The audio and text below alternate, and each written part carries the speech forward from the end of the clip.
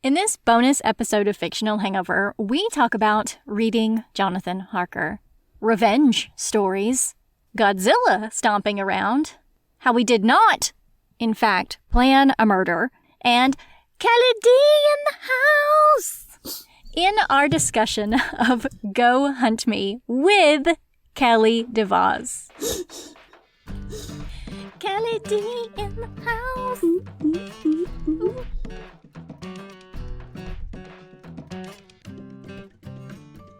Hey everybody, welcome to Fictional Hangover, a podcast about young adult and new adult books, series, authors, and voice actors that is full of spoilers. I'm Amanda. And I'm Claire, and today we're going to talk to Kelly deVos, author of Go Hunt Me. Enjoy! Is it time? It is very much time. If we take any longer, blood is going to go more than just my face and my hands. I know. I'm surprised these corpses have lasted for so long. I feel reanimated. Wait, we're not talking zombies in this one.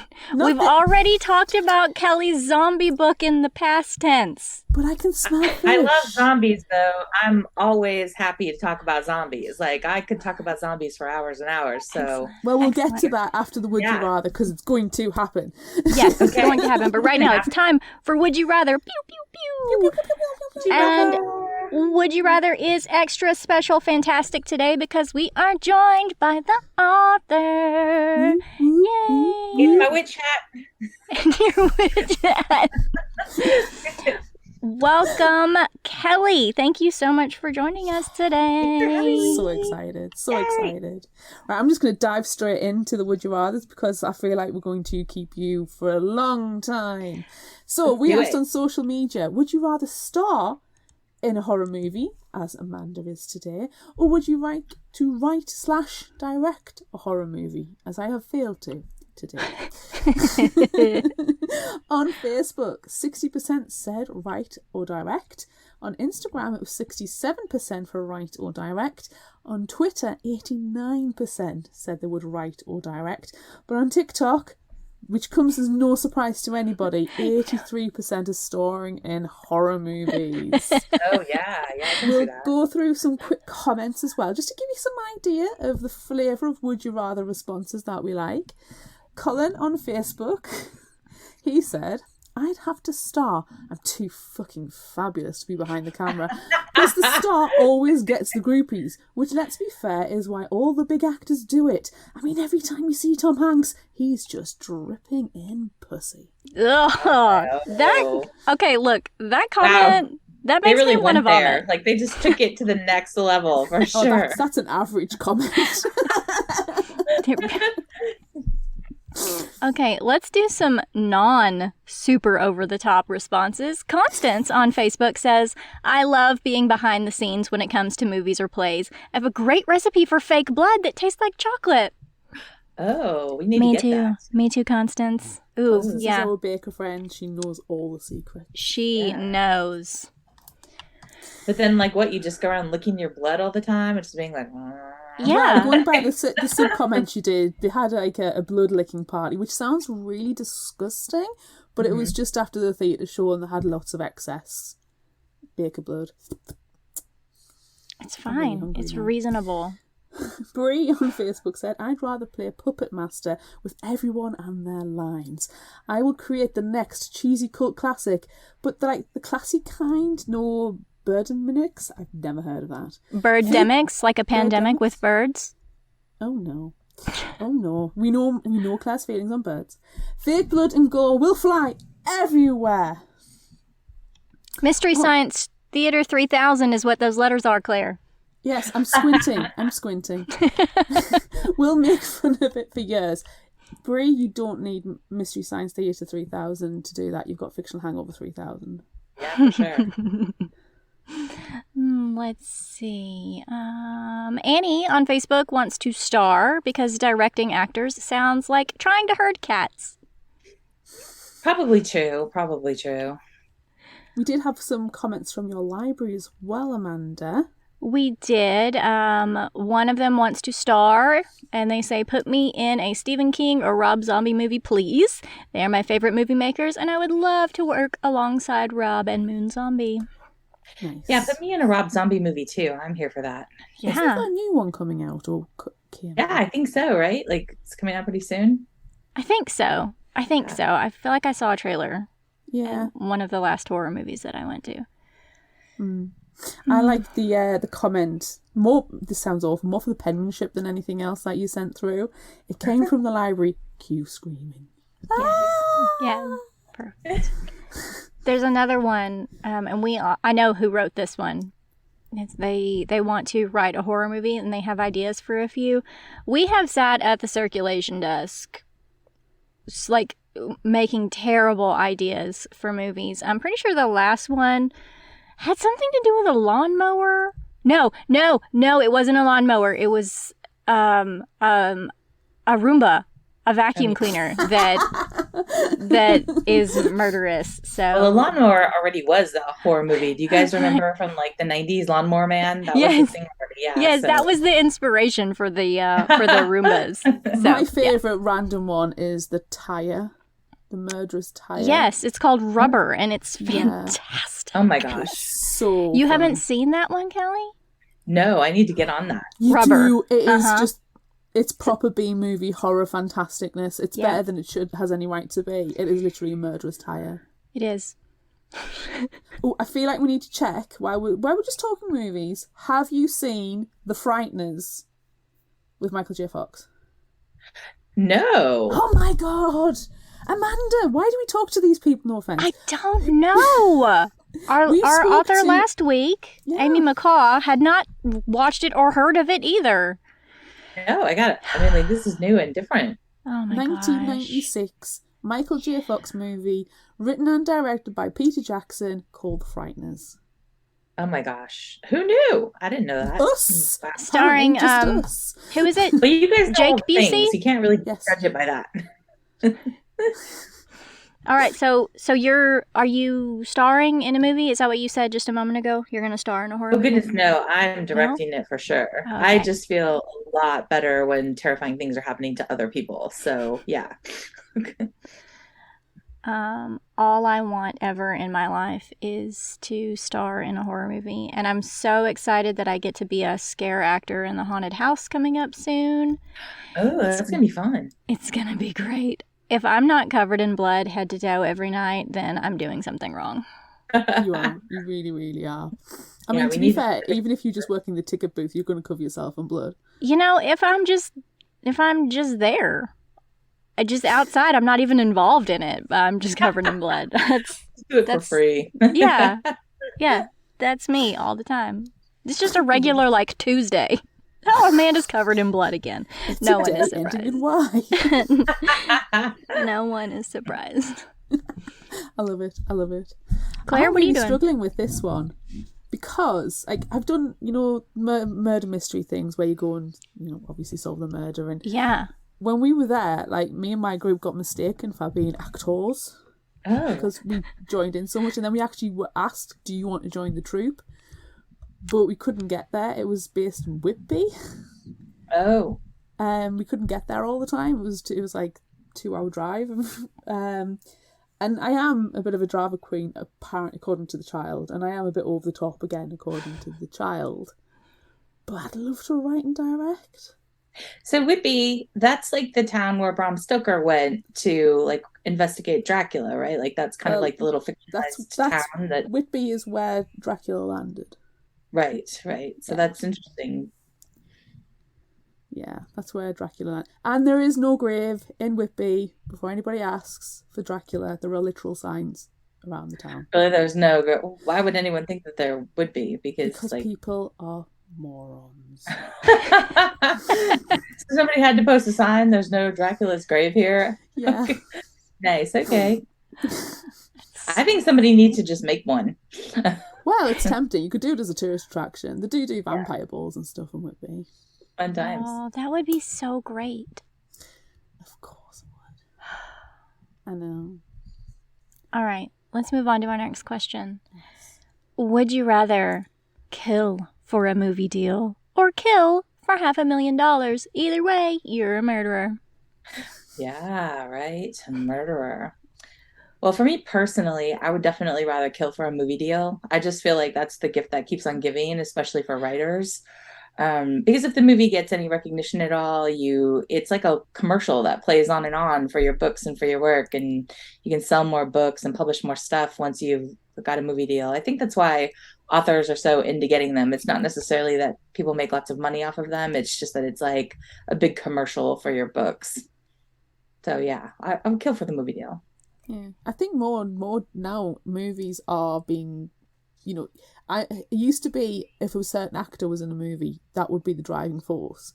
But now it's directors and producers and writers. It's the people behind the scenes. There's not a lot of like A-list celebrities anymore. Yeah, that's true.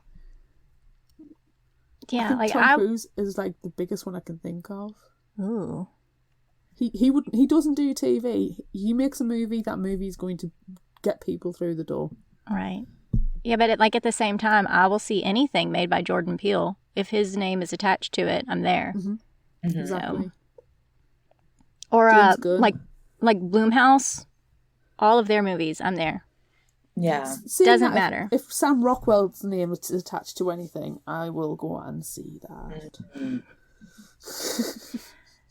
I feel like if I'm answering this question, I am going to also go for a movie deal because, like, it's a gift that keeps on giving. You can just keep making movies and everyone's going to come and see it. But, once the money's gone, it's gone. Yeah, you're going to have to kill someone else. Investments. Yeah. But $500,000 is not that. I mean, it's a lot of money, of course, but it's not like... It's more than the pound at the moment. Political satire. There you go. I don't know that like you're going to be able to just like live happily ever after with only a $500,000, like with inflation. Like probably like eggs are going to cost $500,000 in 3 weeks. Probably. You're probably right. It's just not enough. I'm living through Brexit. It's already there. So I'm going movie deal because at least the way I see it is if you get a sweet ass movie deal, well, you're getting a wage from it, but then conventions. Oh, yeah. You can live the convention scene based on one cult classic movie. That is sweet. It's not a lot, but you can do it. You can sell your own stuff while you're there, charge for your autographs, your meet and greets, and you can just work the convention scene. And then you can even do like, the people can bid on the Zoom things, and you can get a personalized Zoom call off people. Yeah. Cult classic. Amazing. Yeah. You're right. Yeah. You're 100% and I guess if you do right. something really interesting in the movie, or there's something really interesting, maybe you could even do like cameo, and just charge people $20 to say happy birthday or something like that. You can Bruce Campbell the shit out of a single movie deal. Just look. I mean, he he's BFFs with Sam Raimi, so it's gonna work for him, and he's always gonna get the cameo. But it's kind of like. It's like friend of Sam Raimi, Bruce Campbell's going to be in it. You see a movie with certain directors. If James Gunn is one of them, if you're friends with James Gunn, like Nathan Fillion, you're going to just end up being in the movie in some way, someplace. Yeah. And then just work the convention scene. He never had to work after Firefly, Nathan Fillion. Yeah. But he still does, and he's precious. Yeah. He's very handsome. He can be in my movie. That'd be fine. Yeah. That's all we need. Did you ever see Slither with him? The horror movie. No, I haven't seen that. It is a James Gunn movie, and it's like the first big budgeted movie he ever made, and it's a horror movie. And it's made of snakes. Yeah. Oh, yeah. Whenever I get really hungry, and I go, I'm so hungry, it's because I'm recreating a scene from Slither. It's really fun. We're giving you homework, Kelly. You need to watch The Frighteners and Slither. We are going to make your October full of good horror movies. Oh, we are. Sure, I appreciate this. Always looking for more. Yeah. Next question. Did you mention Rubber again? Rubber and The Frighteners and Slither and I know. I have 3 movies now. At least. You need to just start a tally because by the end of our time together, you're going to have a list. I'm looking forward to it. I'm making the list is going to be in the intro. These movies you must watch. Yeah. Oh my gosh. Okay, so you've got your movie deal. You've got your sweet-ass movie deal. You killed many people to get this sweet-ass movie deal. You are I now thought I going just to... had to kill one. That was the original question. If I have to kill many people, I want a big movie deal. I mean, like you're talking about Lord of the Rings. I'm only killing one person for a movie. If I have to kill That's the many people, ratio. I want like Lord of the Rings style movie. Oh, we're going for Oscars as well. Yeah, exactly. I'll Has kill a one horror movie ever person won Best for Picture? a regular ordinary movie, and but I will only kill many people for a big blockbuster movie. Okay, so you've killed one person for that sweet-ass Yeah. movie deal. You are writing it, you are directing it, but are you going to make that movie at Castle Prahova or on Mummy Mountain? Yeah, so I thought this question was kind of hard because it really depends on the kind of movie. You know, in Arizona, Mummy Mountain is where the richest people live. So like Alice Cooper, for instance, lives on Mummy Mountain. So it's like when you go there, it's almost creepy because it's like all these gated houses and they've got dozens of cameras pointed out everywhere. And if you even linger in the street, somebody comes out and they're like, what are you doing here? So like if it's like an Eat the Rich kind of movie, I would make it on Mummy Mountain. But if it's like a straight up like scary horror kind of thing, I do it at Castle Prahova. It just I think it depends on like the tone and like what the movie is saying. I feel like right now it needs to be a horror movie because, well, Yeah. you know, it's October. Yeah. So then I'd do it in the castle. I feel like I would want to go to the castle too. Yeah, let's all go to the castle. We're all going. Yes. I want to go to the castle, but I would love to do a found footage horror movie on Mummy Mountain. That could be great. I mean, you could almost film it with all the people's little cameras that they've got pointed everywhere, which I think would kind of be like really interesting. Just like all these cuts from these various house cameras that people have got pointed all over the place. It's called Ring. It's called Ring, but it's the Ring. Right, Ring, yeah. Yeah. Sponsored by, which is what I thought was going to happen in the book, that eventually Alex was going to make a found footage movie based from Castle Prahova, and it was going to be all the security camera footage from around the castle, cleverly edited together. Oh, yeah. So they didn't realise the true whodunit. Yeah. Yeah. That's what I thought was going to happen. And I was like, oh, it didn't. Damn it. I guessed. That's the next one. That's the sequel. Yeah, no, that'll be the sequel. The sequel will be like all the movie footage that she stole. That's her university, her college thesis. That's what she puts together, that movie. Right. So great. We definitely need a Go Hunt Me, part 2. I would love to write one. I'm dying to write one. We need it. We're here for it. Definitely. We'll buy the first copies. Oh, thank you. Well, then at least I would sell 2. That'd be good. Yes. Hey, it's perfect. And we've got a pretty good following of people that will buy the books that we talk about. So, there's like at least 6 or 8 that you've sold. You are lovely. Yes, that's true. Oh, and then there's we my promote mom's. library use as well. Don't forget. That's true. So we even if do. people don't buy it, we do have a good amount of people who do borrow. I know that's true. It's wonderful when people get books from the library. I love it. It's lovely when people post the pictures too, because you get to see the library binding and it looks so nice. And it's just like, oh, I've got a fancy book in the library that's covered in fancy plastic. Yeah, there's so many stickers all over the spine, and the barcode is probably covering up something important on the back.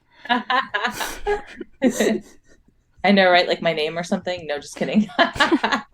This is by Kelly what? Kelly D. Kelly D. Yeah. Oh God, went on bit 90s there. It's Kelly D in the house. Kelly D. Dear me. Oh, stop it. Oh, that stop makes it. me happy. Okay, next question. This is a long one. Would you rather be part of a Hollywood power couple, which will guarantee you the privilege of picking whatever project you want to do, but you don't get all the glory and recognition?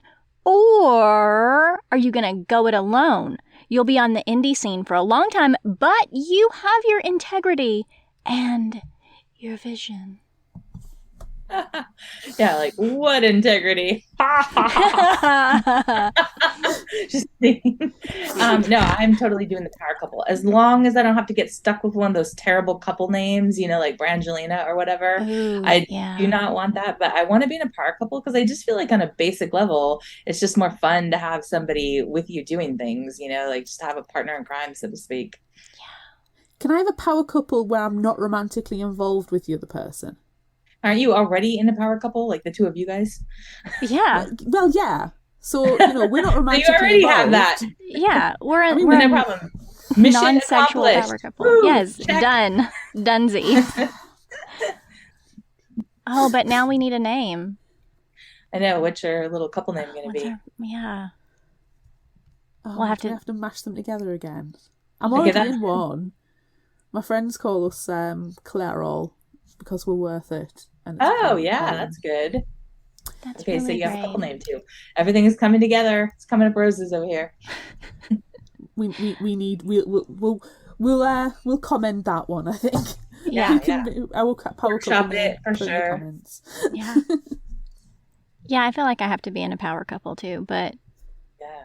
I mean, that's just the way to go. It's where the money is. Especially if it's a mashup of me and you, Claire. Definitely. It's where the gore is. It is. It's all blood all the time. You did teach me how to do this. I had too I much fun. did. I have virtually taught you how to make your head wounds. I have so many head wounds now. Like, wounds. I did not stop. I'm proud of you. Thank I'm you. really proud. Yeah. Next and last, would you rather? Would you rather hammer someone? It hurts, by the way. Just as God, yeah, I can imagine. sword someone, or push someone down the stairs. Yeah. Okay, well, I'm going with push someone down the stairs. And I just feel like it's way more flexible. Like you could say it was an accident, you could deny it, you could say they fell. You could buy a lot of time just making up excuses why this person went tumbling down the stairs. So that's kind of like what I would go with. That's true, because even if they felt the push, you could say, well, I've tripped and I put my hands out to save myself, Right. and accidentally you went flying down 10 flights of stone steps and are now dead at the bottom. Right. Or, Yeah. you know, I mean, like if you hammer somebody, you got to come up with an explanation for why you did that. And you're probably going to get caught. So you can blame it on the Dracula mask. I know, right? Right? It You wasn't can read my me. book and it'll just explain all about how to get out of it. Yes. I mean, Alex, she's got it going, so it'll be perfect. My whole girl. Yeah, I feel like, I mean, that's probably the one that you'll be able to get away with, pushing someone down the stairs. Yeah, that's what I think. And I think it would be a long time before they'd be able to like establish one way or the other, like they would have to do all this forensic investigation. And so I just feel like you'd buy a lot of time to get away or do whatever you wanted. Yeah. Yeah, you've got to make sure that if you use the hammer or the sword, that they are dead. Yeah. And everyone that you're around not you covered is in their dead. blood. Right. There's And no that you witnesses. get rid of your clothes and you burn everything. Yeah, so it's a big procedure. At least if it's a head wound, though, like if it's a strong enough head wound, you have short-term amnesia, so you can't actually remember the seconds beforehand. So there's plausible deniability over you being the one that hammered them. Mm. Especially Now- if you're in the Dracula mask and hood. We're plotting murder here. We might Yeah, be plotting yeah. murder, and We are, you for know, guys legal are, like, reasons, sitting here Fictional Hangover recording and Kelly DeVos are not plotting murder, planning murder, or in any way going to carry out any of the acts that we are currently I know, discussing. right? I feel like we cannot actually do any of these things because we'll be immediate suspects. It's like that woman that wrote that book about murdering her husband and then did murder her husband. And then they were like, and here's the evidence. This would be the evidence. So no hammers, no swords, no pushing anyone down the stairs. Like we've just Right. got to have a pact right now. yeah, we'll have to figure out another way to murder I know, someone. right? Another way that we're not going to discuss right now while this is being recorded. So Correct. let's press pause and I'll tell you what I discussed with my nurse friend. Ah, She says yes. it's a very good way to get rid of murder. Excellent. Okay, so that's the end of Would You Rather. And of not plotting murder. Right. Yeah. That's the end of all the murder plots. And now we're going to ask you some other questions. I'm here for this. All right. So, Claire, I feel like you have to ask this first one. Or do you have to ask the second one because of your obsession and all of your homework and your papers and all of your work with Dracula? Oh, definitely you the did. second one. The second one. Okay. So, first question that we have.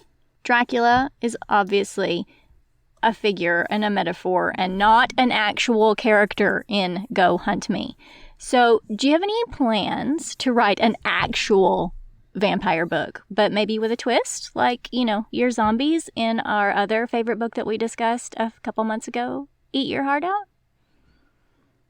Yeah, I would really love to write a book with actual vampires, like for real vampires. I feel like I've got to come up with like a new and different way to do it, which is sometimes hard because there's a lot of vampire books.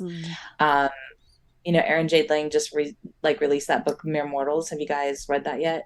Mm-hmm. Which I feel like is one of the most interesting like twists that I've heard of vampires in a while, which is that these vampires, like through some kind of a twist, they become humans and they have to go back to high school. So they're like 100-year-old vampires, but then they're more ordinary teenagers in high school. So it's kind of like they start out being vampires and then they have to become human and go back to high school. So I feel like that's a really interesting twist.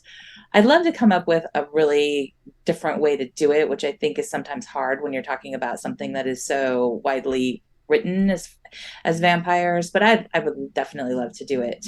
When I wrote Go Hunt Me, I really wanted to think about like if Bram Stoker were alive today and he were, like he was trying to say certain things about society when he wrote Dracula.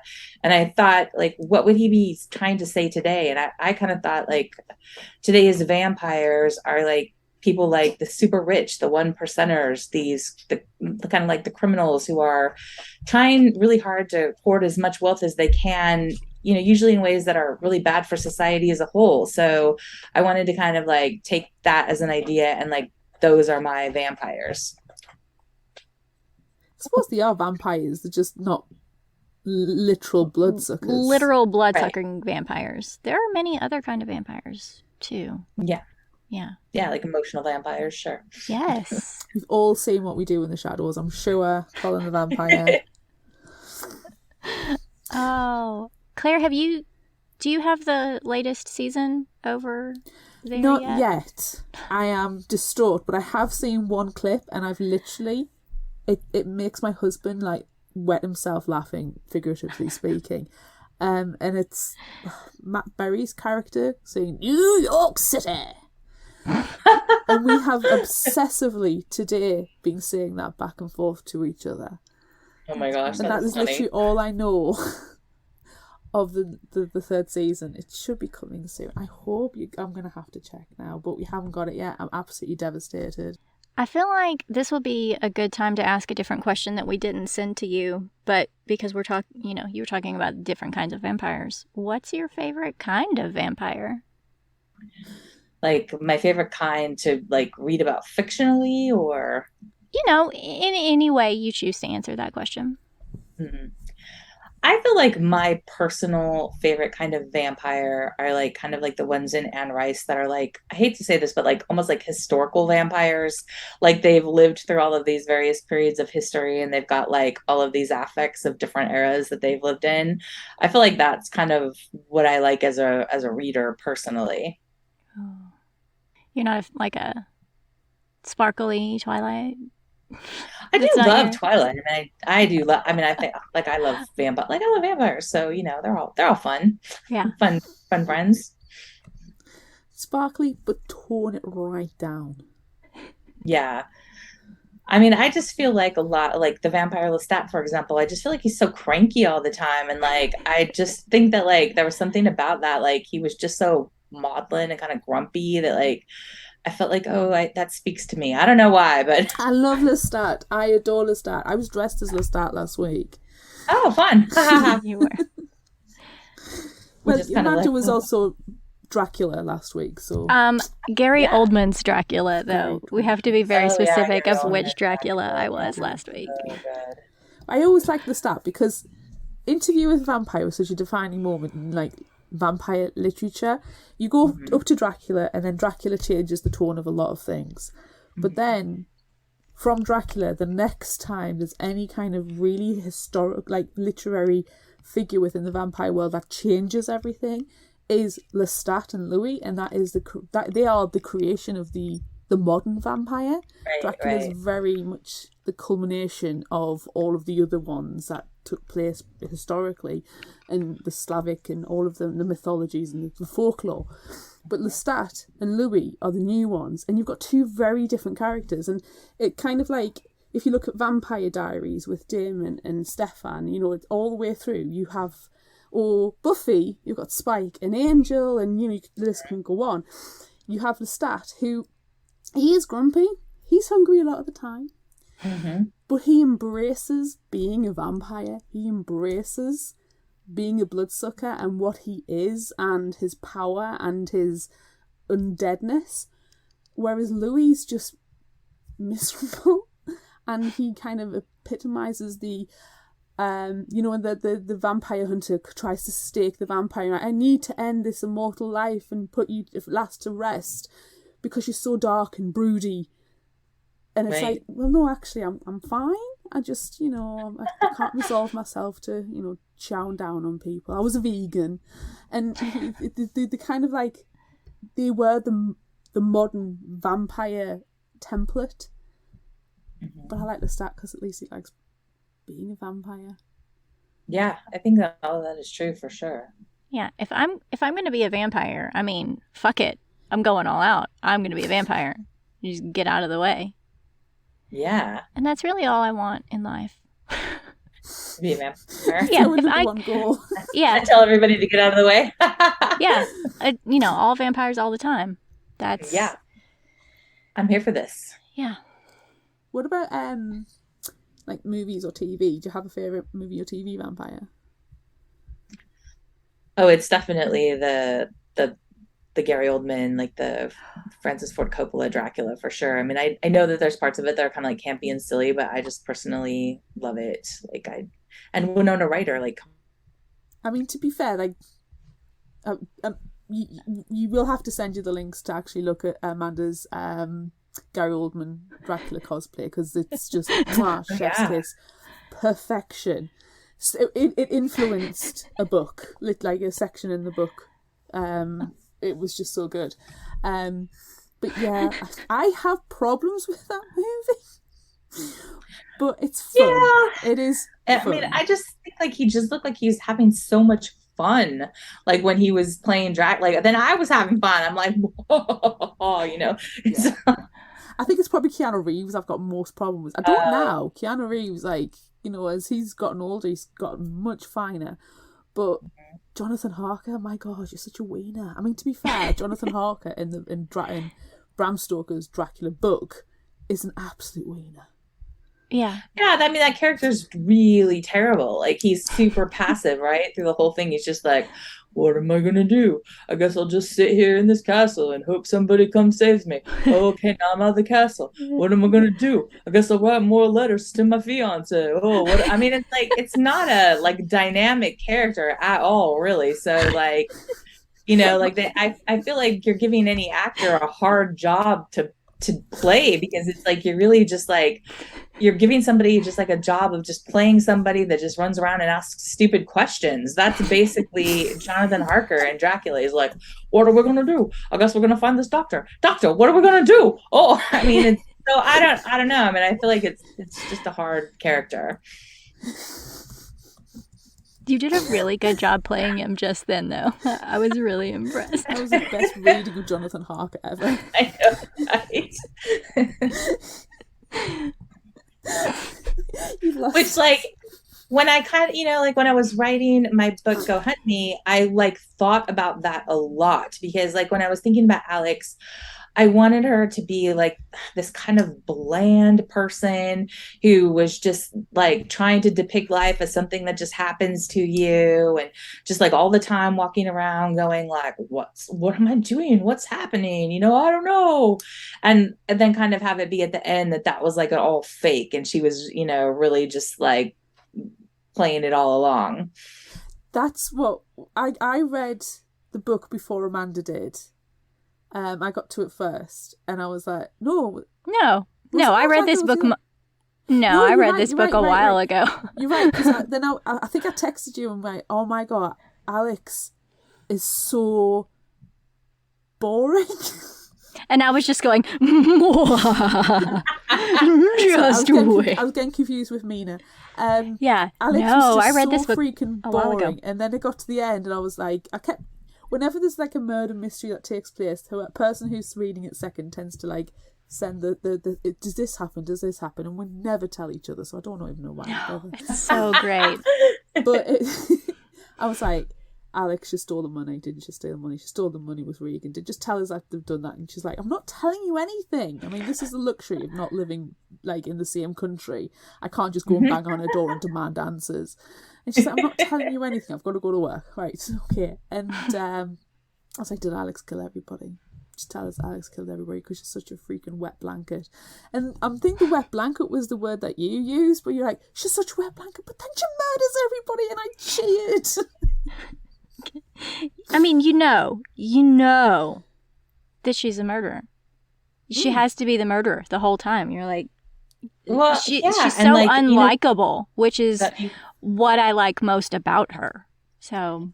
Yeah, I mean, like, I had been coming off of, like, writing, like, my first novel, Fat Girl on a Plane, and then writing Eat Your Heart Out, and I just felt like I was constantly getting dinged in reviews because my female characters were quote-unquote unlikable, and I just felt so frustrated by that because I felt like they were just being people, you know? I mean, and people sometimes mess up, and people sometimes make mistakes, and people sometimes don't, like, deal with every social situation in the exact right way, and so I was like, you know what, fine, I'm gonna give you some boring character that is just all the time trying to like, I love my parents, I love my boyfriend, I love horses, I you know, like, and just kind of, and then at the end, you know, because I often kind of think that there's people that are like manifesting that really like, you know, overtly nice persona are internally like all messed up.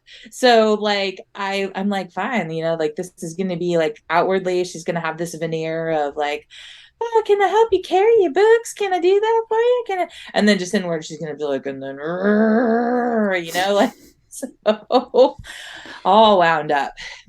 I would like to defend Vivian from Eat Your Heart Out. I freaking loved her. I cheered her on all the way through. She was not a bland character. I adored the book, and we had quite a heartfelt conversation because I am of the more curvaceous size, and I was going through a massive, desperately needing to see representation of like people who aren't skinny in books, and Eat Your Heart Out came at the right moment where it was like, yeah, the big girls can win and the big girls can kick ass. And just because you are carrying extra pounds doesn't mean that you are desperately unfit. You know, you can murder a few zombies and save your friends and still be in a size F bra. You know, it's like, yeah. I believe it for sure. So I will defend every single one of the characters in Eat Your Heart Out. I read it twice. No, I listened to it twice and read it once. It was amazing. So thank you very much for it. Yeah. We really like that one, and we really like this one. And I think, Claire, I'm pretty sure that you developed a non-sexual crush on Kelly DeVos after we read Eat Your Heart Out. I'm pretty sure that you did. Gosh, I'm calling you out. Call me out. It's true. It's the hat, actually. Casual witch hat. Let's go fry moons together. I know, right? Yes, I became slightly obsessed and might have listened to everything that you've written. Oh my gosh, you're so sweet. I appreciate you. Thank you. That's what happens. That's what happens when, you know, especially then now that you're joining us, it's like, okay, we're done. Oh, Kelly DeVos for the next 2 months? Yeah, it's fine. We get obsessed. And why do we have to have our schedule already sorted out? I know. I'm just glad we were able to, I mean, make this one work because this month is all vampires all the time. And even though there's not actual vampires, it still counts. Yeah, well, I think it should. I mean, we should ask ourselves what really is a vampire. That's a good question. Bloodsuckers. Well, to be fair, the 1% are all bloodsuckers. At least that's what, they kind of get referred to. Yeah. I think this is true. So, in the true way of, writers, Bram Stoker, doing their vampire books, did you visit Transylvania or any Dracula inspired? No, I wish. That's like on the bucket list. I guess like where I kind of landed is that Bram Stoker didn't go there, so I kind of just figured like it would probably be okay. Like, obviously, as I'm sure you know, like Slane's Castle in Scotland is what they think, like, which is in the background, is what they think like his inspiration for his castle was. So I looked at a lot of pictures of that, and I fictionalized it a lot too, and which I actually kind of felt was better in many ways because real castles today are major tourist attractions. And so in terms of like, if you were to try to set it in a real location, it would make very little sense because like most actual bona fide castles have thousands and thousands of visitors each year. So it's like the idea of like them being fairly remote or them being not visited by anybody just wouldn't be very logical. So so I fictionalized a lot of it. My favourite Bram Stoker fact when he was writing Dracula was that he had like all of the timetables for the trains. So when he mentions how Jonathan Harker travelled to and from Transylvania, the timings are perfect. Oh my gosh, I can believe that about him. The he seems like attention that to kind of detail, ridiculous. Yeah, for sure. He did a lot of research. It's also weird to think about like writing a book in longhand, like writing it out in script and then like having somebody typeset it. And I mean, that sounds kind of nightmarish actually, now that we're talking about it. I can barely write a shopping list anymore. My handwriting is shocking. I know, right? Me too. My husband says I have bubble writing. It's like they look like big circles. Like mine looks like a chimpanzee just grabbed the pen and went, cheese? Does it say cheese? Let's just get some cheese. Yeah, I definitely have serial killer handwriting if we're going to talk about handwriting. That's the best handwriting I think. Is that because you only ever write, I am going to murder X? Yes. Yep. That's write it. the clues in that handwriting so you can like try and like find the victim. Yeah.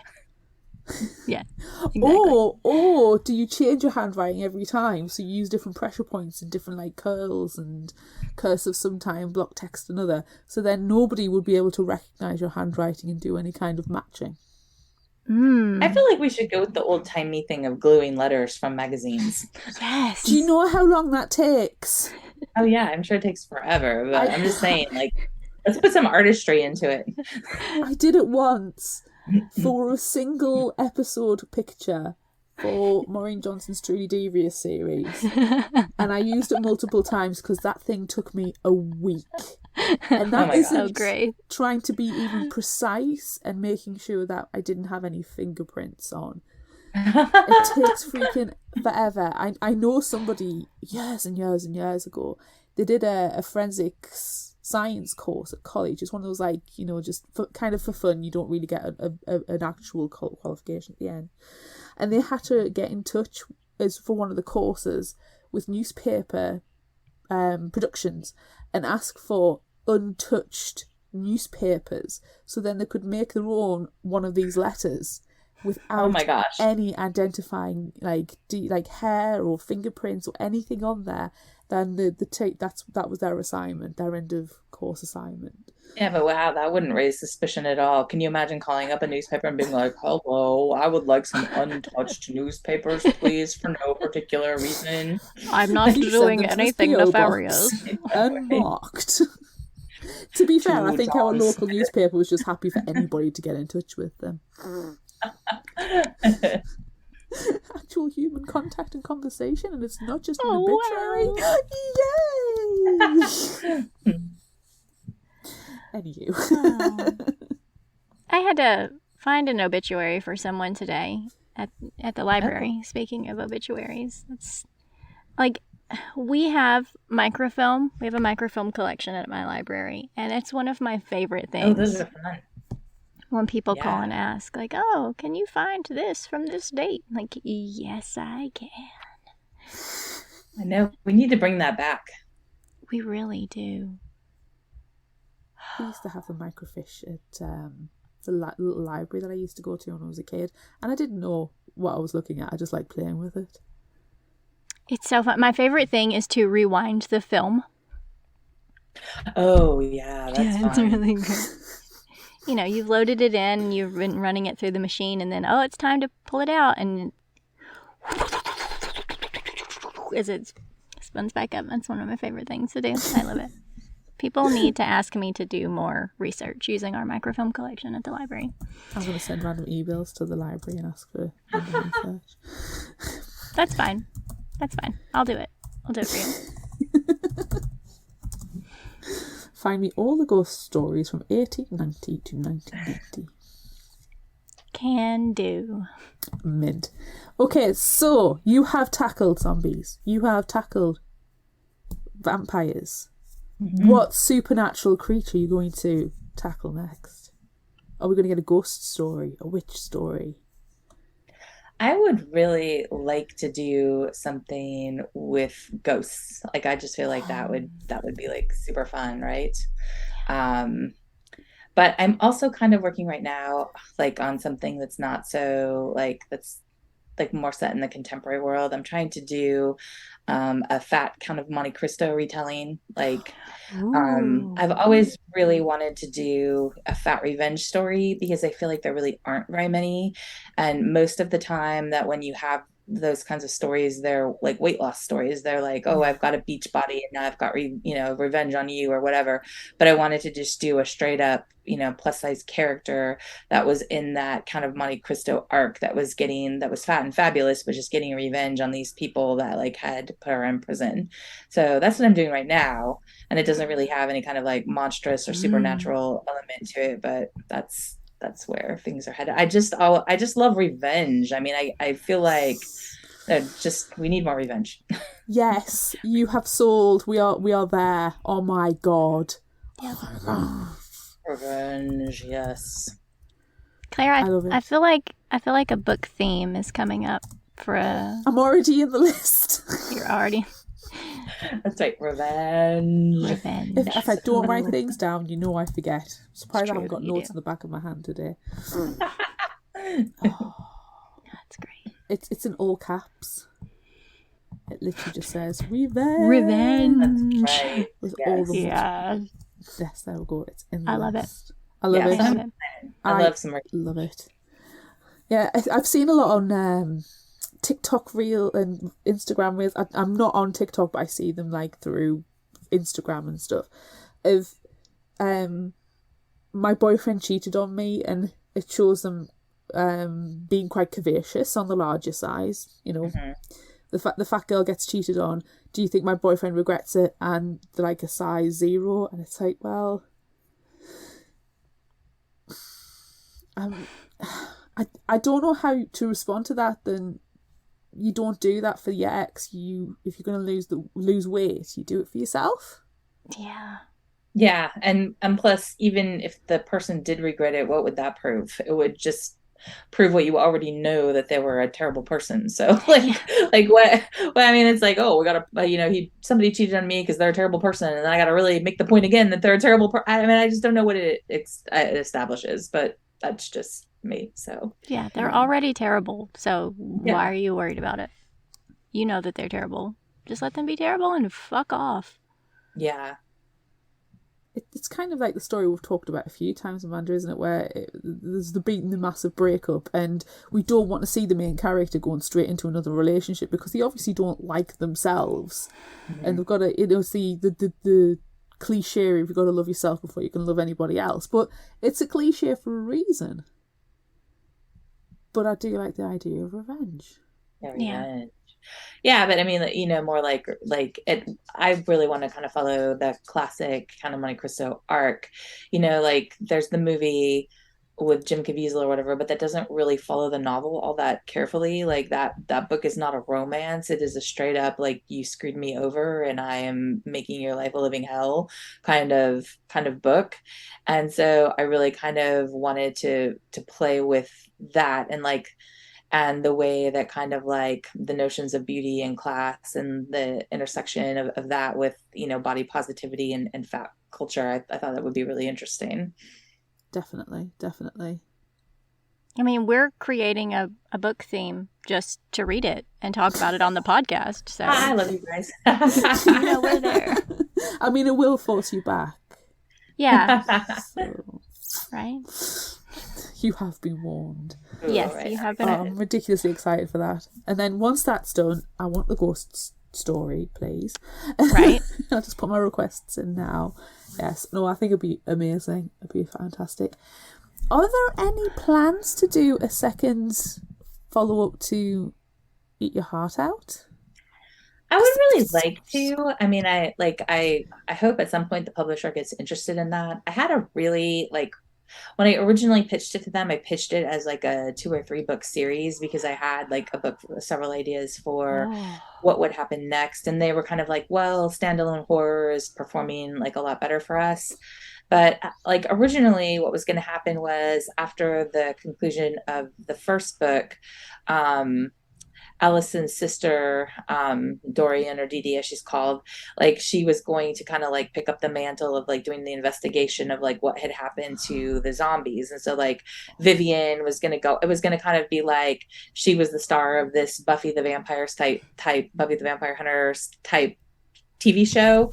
And so like they would be traveling all over the place hunting these zombies. And then it was going to have this irony of like, there's all these characters of various sizes that like don't get ever shown on the screen and they were the real monster hunters and then, like she was like her main role was like being a fake monster hunter and so it was going to be kind of I thought kind of tropey and funny.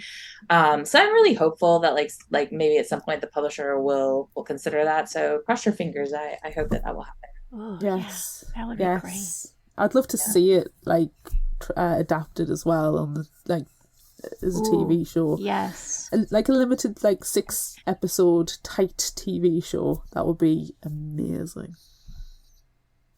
Yeah, I would really like that as well. And, please send me all your positive vibes. I'm not allowed to announce anything or anything, but there are things happening behind the scenes. So send me all your positive vibes because we needed some good developments. You have them, sending them all the way because damn, I love that book. I loved Go Hunt Me as well, but there was a fat girl who was the lead character, and I'm just gonna that for me it was just amazing. Anywho, it's October. Did you know it's October? And what do you do in October? We have Halloween parties. Yes, we do. So you're hosting a Halloween party. Which monsters are you inviting? It can be named characters if you'd like. Okay, so my question is, does this Halloween party have really good security? Like, is there going to be some kind of force that like I don't get eaten by these people that I invite? It's your party. Yes. You are the Lord and Master of all you survey. Okay, so I'm inviting all of the vampires from Twilight, from all the books, like the Volturi, everybody. I'm inviting all of them. I'm inviting all the Anne Rice vampires. I'm inviting Frankenstein's monster, and then I'm inviting Godzilla, just because I think that like you got to have Godzilla just like stomping around out there. Yes. So that's going to be my party. And maybe like if things kind of get boring, like maybe Mothra could come and it could just be kind of like some kind of like big fight outside. Like how there's always like a couple fighting at a party. That would be the fight. It's a Godzilla fight outside. I love that. That is amazing.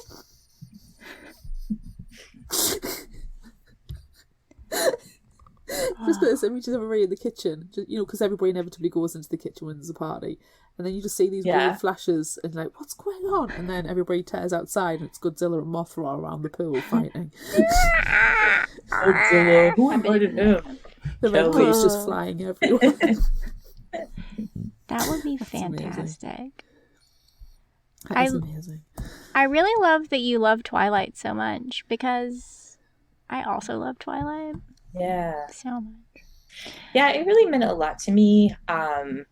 Stephanie Meyer is from Arizona, and right around the time that I was like kind of thinking about getting back into writing, like Twilight had come out, and I really, really love Twilight as a book, but I also think her story is just so inspirational. Like she was a mom at home with her kids and just, in a writing group. And like when I read about her, I just thought like, if this is your dream, you should try, I hate to say like, oh, well, anyone can do it because I don't think that, that I don't want to minimize her success or her talent, but I do think there's something like kind of inspirational in her kind of like, well, give it your shot. Don't, let the fact that you're just like a suburban mom or whatever kind of get in your way of like feeling that like you don't have a story to tell. So I feel like she as a person is inspirational.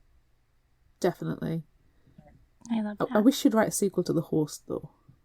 Yeah. I know. I want that so much. I adore Twilight. We covered Midnight Sun when that came out, and it was just ridiculously excited about the entire thing. And then when we talked about The Host, we're like, but can we have more of this as well? She does vampires so good, but we also really enjoy The Host. She's got a lot of talent. Yeah, she just needs time. I just wonder what she is doing because she was supposed to be having like a film production company, but I haven't heard that it's making anything or released anything. So yeah, give us some stuff, Stephanie Meyer. We need it. So, yeah. Isn't there supposed to be a Renesmee story coming out soon? Yeah, maybe. Or did I make that up? I don't know. I get reality mixed up all the time. I could have dreamed it. But and we fan fiction our own stuff all the time, and it's hard to keep those things separate. Yeah. It wasn't Midnight Sun that she was releasing, and I've got it mixed up, have I? I'm questioning my own reality now. I haven't heard that, but I mean, I'm also not following it super carefully, so. There's a very good chance I'm mixing reality and fiction up again. I'm going to Google it after we get off of here. Yeah. I remember she made an announcement and everywhere was like, oh, is it the second Host? And then it wasn't. No, was that Midnight Sun? I think that's when Midnight Sun came out. I thought that was the gender bender Twilight, like the one that like they swapped the. That was an excellent book, which proves that if the girls are in charge, they get shit done. Mm-hmm. None of this pansying about. Yeah, it didn't. It was just one and done, and that was the end of it. I loved that. I love Twilight. I love it so much. I'm glad we've, on Fictional Hangover, in the before times, before Claire was on the podcast, with the previous person, we talked about life after death. And then Claire and I talked about Midnight Sun. And now next year, we might be talking about Twilight. Ooh, Vampire Book Club. Vampire Book Club. It's gonna be great. I don't know what I'm gonna do. It's gonna be so much. It's gonna be like we're gonna regress to our teenage state of squeeing. There's gonna be so much fangirling, and everyone's just gonna have to deal with it. We've already asked the big question though. We already asked, would you rather be on Team Edward or Team Jacob? I think we need to delve a bit further into the Cullen family. Yeah, we really do. Yeah. Definitely. I also feel like Team Edward is the only acceptable answer to that question, but that's just me. No, it's not just you, because it's the right answer. Yeah, it's the only correct answer. There's only one answer. Oh my gosh. Yeah, there's Team Edward or Team What Is Wrong With You, but anyway. I think for some of our friends, we will accept Team Charlie. Ah, okay. Do love Charlie. Team Charlie. Team Volturi really is where my loyalty is going to lie forever. Yeah, that makes sense. I need all of the Volturi. It's going to pay off in the long term for sure. Yeah. Especially if Michael Sheen's involved. I love Michael Sheen. Weird. Creepy, high-pitched laugh when he meets Renesmee. So good. We don't need to talk about Twilight anymore right now. We need to... What's something else that we can talk about? We've talked about hosting our Halloween party and your monsters. Oh, what's your favorite horror movie? So I love classics like Psycho, and I know this isn't a movie, but I am like a huge fan of Mike Flanagan. So I love like The Haunting of Hill House and Midnight Mass and all that kind of stuff. Those are like my faves. So last week I saw Barbarian, and that's actually probably going to go on one of my lists. Like my poor husband, I think I probably like almost squeezed his hand off. I just thought it was like so psychologically gripping and like kind of terrifying. So that's definitely going on there. So yeah, those are kind of some of my favorites. Oh, that was really good. We saw that one, and we actually went to see Smile this week. Was that good? That's kind of on my list for October. Yeah, I was really into it. I really liked it a lot. It had some good, really good jump scares, and like music. The music was really good. You know, just the background, like, oh no, you know, you're building up to something great. That was really good. The music got all music-y. It's like in a horror game, you know, if the music gets all music-y, you know something's gonna happen. Yes, if the music gets music-y, you know something terrible is gonna happen, and that some of that happened. Excellent. I enjoyed it. I liked it a lot. Fun times. I wanted to see The Invitation as well. Have either of you seen that? Oh, yes. No, I wanted to see that too, but I didn't get to see it before it was out of the theaters. Like it's not showing here anymore. Same. Yeah, I enjoyed that one. Yeah, that looks good. There's another one coming out that's vampire Dracula based, and for the life of me, it's completely gone out of my head. Superfan Constance told us about it. It's kind of a twist where it's the main character looks to actually be Mina Harker as a vampire. Mm-hmm. And for the life of me, I can't remember what it's called, but it's due out quite soon. Yeah. I'll tell you right now, she obviously isn't listening to this recording, but Constance knows that I'm talking about this. Yeah. And I wish I could remember what it was. Okay, yeah, you're going to have to put it in the comments. Yeah, we're going to have to. I know you'll think of it. You're going to get a weird, like, message in the middle of the night, and it's going to be from Claire, since she's on the other side of the world. So just look forward to that, because it's going to happen. It's going to happen. It's going to happen. I'm quickly trying to... Now she's trying to find it, so we just need to give her a few seconds. No, you carry on. Talk horror movies for a second. And Why the Frighteners will be a new favourite movie. Oh, yeah, you're going to have to watch Frighteners for sure. Yeah, I'm going to do this. I am going to do this. Last week, we talked to Amy McCaw, who wrote Mina and the Undead and Mina and the Slayers, and we talked to her before when Mina and the Undead came out, and there was mention of Candyman. And so, because I fangirled about Candyman so hard, she put more Candyman into Mina and the Slayers, and I was really, really happy. I was like, that's for me. That's my Candyman stuff. I would argue that the only reason Candyman got in there was because we mentioned it. And if it wasn't in there, then the entirety of the plot would have made no sense. Oh my gosh, that is funny. Oh, that's fantastic. Fun times. So good. Okay, it's got Justin Long in. Oh. And it's not Barbarian?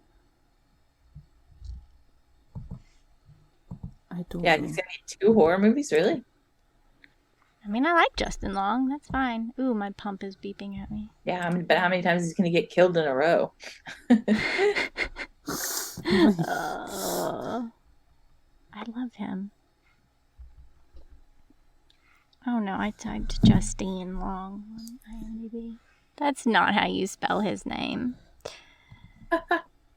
House of Darkness. Oh, Darkness. Okay, well now We got there. Right. We did it. He plays Hap Jackson. It's got Kate Bosworth in. I've literally had to do a search on the group chat. Constance can stop screaming at me. But I'm claiming credit. I just sat here. Oh, awesome. It has a 4.6 out of 10 on IMDb. Oh, it looks terrible, but it looks terribly good at the same time. There for it. I love bad horror movies. Yeah. I can't wait. Bargain basement horror is some of the best. It's really, really good. I mean, to be fair, we have talked about Rubber, where it's literally. I was about to say we recommended Rubber like an hour ago, so yeah, I know. I'm here for this. It's going to be good. So, well, as we wrap up, homework assignment, Kelly, is The Frighteners, Rubber, and what was the other one? The one that Slither. Rubber, Slither, yeah. The Frighteners. Yes. I don't know about the Slither though, because I just can't do snakes. So we'll see. I'm not committing to that. It's aliens. Alien slugs. Snakes. It's slugs. They're not snakes. They're slugs. Oh, yeah. Yikes. Okay. Yeah. Is that worse? Did we make it worse? Yeah, and that doesn't. That's. I don't know. I'm not committing to that, but I am committing to the other two. So you really need to watch. But I'm so hungry. It's so funny. It's got Elizabeth Banks in as well as Nathan Fillion, and it's got Michael Rooker in, who plays the douchebag sheriff, who's called Grant. I mean, that's his character's name. Oh gosh, that's bad. Yeah, you're gonna have to watch it. It's amazing. Check it out on IMDb or something, and then have a look, and then go. You know what? All right. You know what? I'm gonna do. Okay. I will look at it. I will commit to that. That's fantastic. Oh my God. But Rubber and the Frighteners definitely. Yeah. We need to get Jackson Ford. Not Jackson Ford. Well, no, Jackson Ford as well. We need to get Peter Jackson to start hooking us up with some sweet commission money here. We really do. We're getting people to watch his stuff all over the place. If Hollywood bigwig Peter Jackson would like to sponsor Fictional Hangover, just he should. Do that. Oh yeah, that's gonna be who finally sponsors Fictional Hangover. Peter Jackson. Sure. Hollywood bigwig Peter Jackson. Not even one of his movies, just him personally. It'll be like sponsored by Peter Jackson. Yep, that's what we live for. Well, you could have our little logo on like a phone. Somebody's listening to us on Spotify, Apple, Google, everywhere. Everywhere you listen to podcasts. That's right. Oh my gosh. YouTube. And sometimes you can watch us. Yes. Oh my gosh. We need to stop now. We need to stop. We've kept Kelly for more than an hour, and it's just us being stupid. So we need to let Kelly go. It's so fun to hang out with you guys. Thank you so much for having me. It's been wonderful. Where can people find you? And do you have anything coming out that you would like to shout out / promote? Well, you can always find me on Instagram and Twitter. I'm just Kelly deVos, and then I'm online at kellydevos.com. I don't have a release date for anything right now, but be on the lookout for my Monte Cristo thing. I'm hopeful it'll be coming to shelves, sooner rather than later. Yes. And then we'll drag you back on the show, and then it'll be perfect. Cool. Grade your homework. Thanks. Yes. I definitely appreciate you guys having me. It was so fun. Well, thank you very much. Thanks so much for joining us. Yeah. Thank you. Bye. All right. Thank you. Bye. See you guys later. Bye. See you for revenge.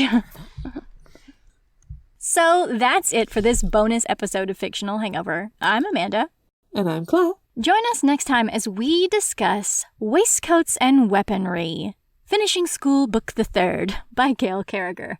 Look out for our Would You Rather polls on social media. Don't forget about our book club and monthly challenges on Facebook. Be sure to visit our shop on Redbubble at fictionalhangover.redbubble.com for all your favorite Fictional Hangover-themed merchandise, and become a patron of ours on Patreon at patreon.com/fictionalhangover. Until next time, remember, the only cure for a fictional hangover is another book.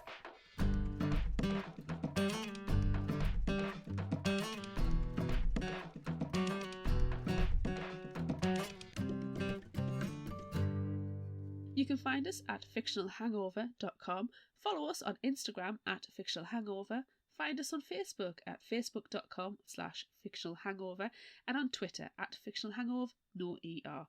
If you'd like this episode, check out our others and rate, review and subscribe so you don't miss out. And finally, special thanks to Liz Emerson for our music. You can find her on Facebook and Patreon. Thanks for listening.